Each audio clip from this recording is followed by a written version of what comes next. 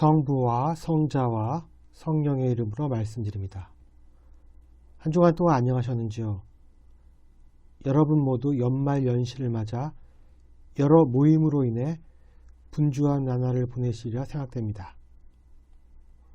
저도 지난 11월까지는 한 달에 한 번 정도로 모임이 있다가 12월에는 모임이 무려 5개나 잡혔습니다. 일정이 겹쳐서 한두 개 제외시킨 것도 있습니다. 이러한 분주함 속에서 마음의 평화를 이어가는 것이 중요한 대림절입니다. 그러기 위해서 꾸준한 묵상이 필요한데 마침 서울교구가 대림절을 맞이하여 하나의 교회 하나된 기도라는 제목으로 2024년 부활 대축일까지 120일 공동 기도운동을 시작했습니다. 이에 따른 묵상집과 음성 파일을 제작하였는데 단출하게 구성된 책자와 5분 내의 음성 파일이 대림절부터 부활절까지 보내는데 꽤 도움을 줄 것 같습니다. 실용적인 구성이라는 생각이 들어 여러분께서도 잘 이용하시면 좋을 것 같습니다. 오늘 일독서인 이사야서는 크게 1장부터 39장, 40장부터 55장, 56장부터 66장으로 나뉘고 각각의 집필자를 제1 이사야, 제2 이사야, 제3 이사야로 부릅니다.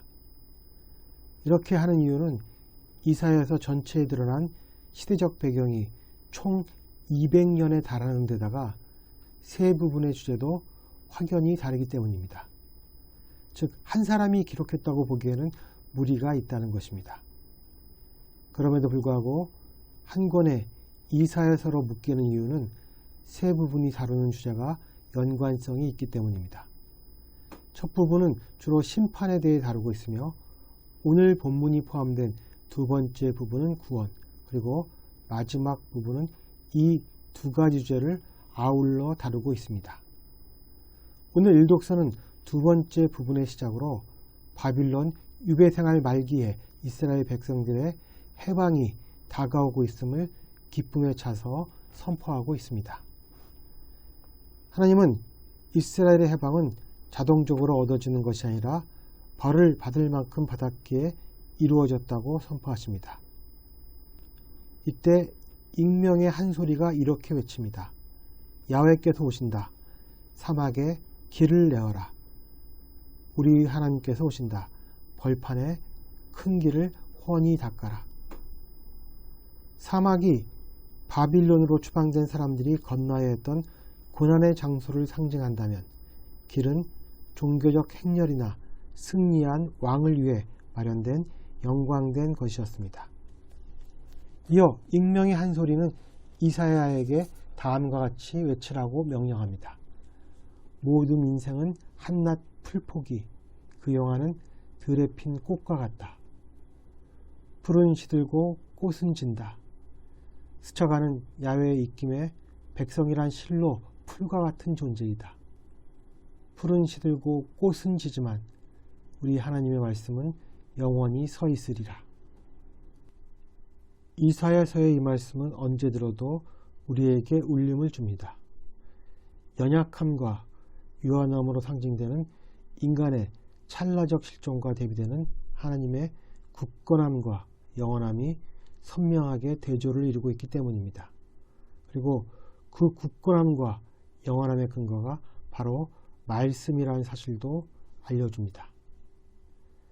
이제 이사야는 하나님께서 오신다는 기쁜 소식을 예루살렘과 모든 유다의 도시에 알리라는 명을 받습니다. 이렇게 하나님께서 오심을 자신 있게 전할 수 있었던 이유는 분명히 하나님께서 오신다는 믿음이 있었기 때문입니다. 하나님은 권능을 떨치며 팔을 휘둘러 정복하시고 승리하신 보람으로 백성들을 데려오시는 권세의 왕이기도 했지만 목자처럼 당신의 양떼에게 풀을 뜯기시며 새끼 양들을 두 팔로 안아 가슴에 품으시고 젖먹이 딸린 어미양을 곧게 몰고 오시는 평화의 왕이기도 하셨습니다. 이 묘사야말로 우리가 기다리는 그리스도의 모습이며 이사야서 9장 5절은 우리에게 오실 그 모습을 다음과 같이 잘 정리하여 보여주고 있습니다. 우리를 위하여 태어날 한 아기, 우리에게 주시는 아드님, 그 어깨에는 주권이 메어지겠고 그 이름은 탁월한 경륜과 용사이신 하나님, 영원한 아버지, 평화의 왕이라 불릴 것입니다. 하나님의 아들 예수 그리스도에 관한 복음의 시작. 오늘 마르코복음은 이사야서의 말씀을 그대로 받아 마침내 그 예언이 실현되고 있음을 그 서두로 합니다. 그렇다면 예언의 실현이 의미하는 바는 무엇일까요? 영국 성공회의 주교였던 로안 윌리엄스는 이렇게 해석합니다. 로안 윌리엄스는 당시 사람들이 하나님의 아들 예수 그리스도에 관한 복음의 시작이라는 문장을 읽자마자 이 책이 새로운 체제에 관한 이야기를 하고 있음을 알아차렸을 것이라고 추론합니다. 왜냐하면 하나님의 아들은 로마 황제만 쓰는 표현이었기 때문입니다. 이처럼 마르코복음은 예수 그리스도를 통한 하나님의 통치를 공식적으로 선언함으로써 지금의 체제와는 다른 체제가 도래하고 있음을 선포한 책인 것입니다. 즉 마르코복음서는 예수라는 한 사람의 삶이 모든 사람들에게 가져다줄 새로운 변화와 그 가능성에 대해 선포하는 문서라는 것입니다. 과연 세상은 로마라는 체제로부터 어떻게 변화될 것인가? 이것이 바로 마르코복음의 저술 목적인데 우리는 이 복음서를 읽고 하나님 나라라는 새로운 체제를 선택할 수 있는 가능성을 부여받습니다. 또한 마르코복음은 이사야서에서 말한 익명의 한 소리의 주인공이 바로 세례 요한임을 밝힙니다. 세례 요한은 그리스도에 앞서서 보내진 일꾼으로서 그리스도의 길을 미리 닦아놓으며 고르게 하는 소리인 것입니다. 간결하게 기록된 마르코복음은 마테오복음이나 누가복음과는 달리 곧장 세례의 문제로 다가섭니다. 세례 요한은 자신의 뒤에 오실 더 능력 있고 훌륭하신 분인 메시아가 할 일은 본인처럼 물로 세례를 베푸는 것이 아니라 성령으로 세례를 베푸는 것임을 알리고 있습니다. 즉 마르코복음에서는 세례 요한이 그리스도의 오심을 소리 높여 전하는 한 소리에 불과하다는 사실이 군더더기 없이 강조되고 있는 것입니다. 그래서 자신을 그리스도와 비교하여 나는 몸을 굽혀 그의 신발끈을 풀어드릴 만한 자격조차 없는 사람이라고 깔끔하게 정리하고 있습니다.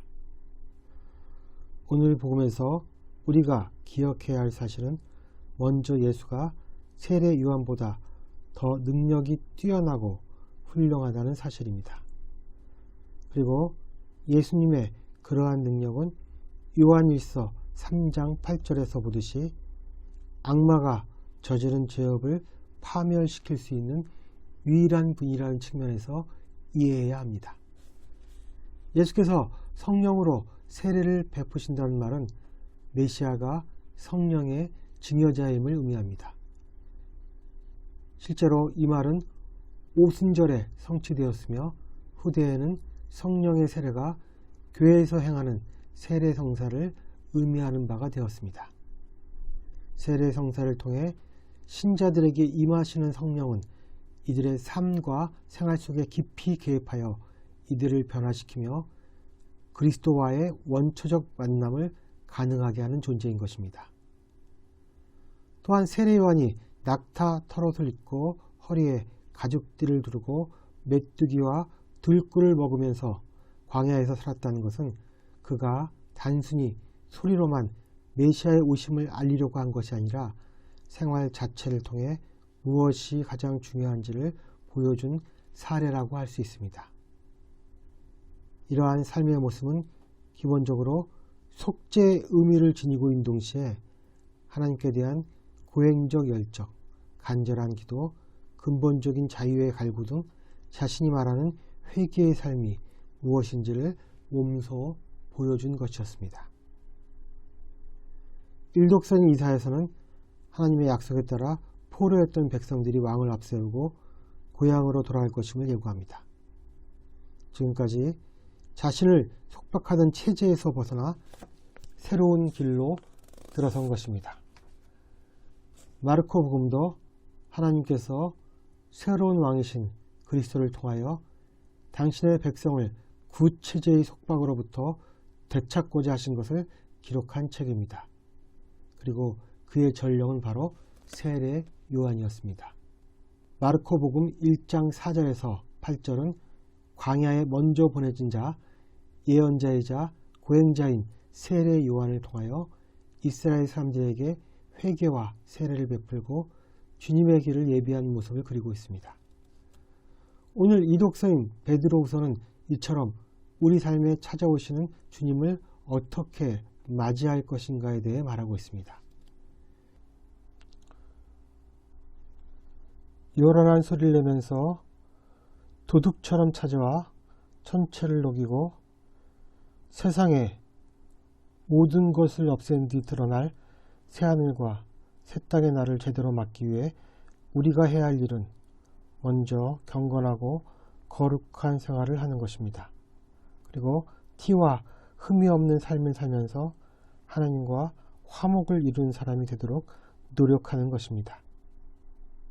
하나님과의 화목은 내 뜻대로 살지 않음에 있습니다. 우리가 내 뜻을 포기하고 하나님의 이끄심에 우리 자신을 맡길 때 우리는 자연스럽게 경건하고 거룩하며 티와 흠이 없는 삶을 살게 될 것입니다. 이를 믿고 실천하는 저와 여러분이 되기를 주님의 이름으로 기원합니다. 성부와 성자와 성령의 이름으로 말씀드렸습니다. 아멘.